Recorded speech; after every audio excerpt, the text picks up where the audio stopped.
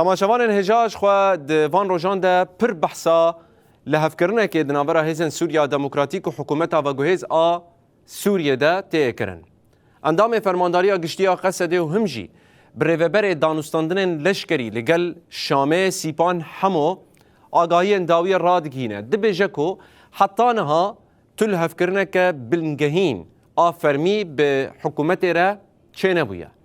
هر وکی وان روجان ده ام لسر دزگهن راگهاندن دبینن کو بحثا ناو سه فرمانداران تکرن کو خوده گراوی قصد ناو وان پیشکش کریه. بحثا لقمان خلیل جیا کوبانه و همجی جمیل مظلوم دکن کو قصد ناو وان پیشکشی حکومتا و گوهیز کریه.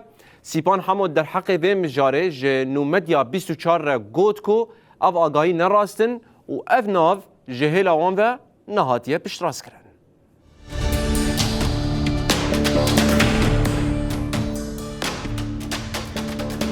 سیپان همو اشکره کر کو اوج دسپیک و پشگیریا وی که دکن کو تبلی نوا ارتشا سوریه یا یگرتی ببن. هر وکی راگ هاند کو او وکی قصد جاره کدن دست نشان دکن کو پیمانن کو مکرنه گاون گرینگ و دیروکینه جبر به که ام جاره کدن پشگیریا خو رادگهینن لی حتی نها لسر مجارن منگهین لهفکرنک چه نبویه.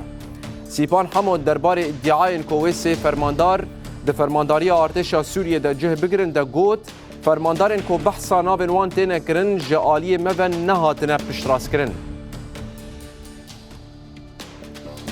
همو هر وها دیار کرکو او دخوازن به ریوبریا نو یا سوریه و ارتشا ویره بخبتن و ببن هزا سرکه یا کو همو گلین سوریه بپارسه.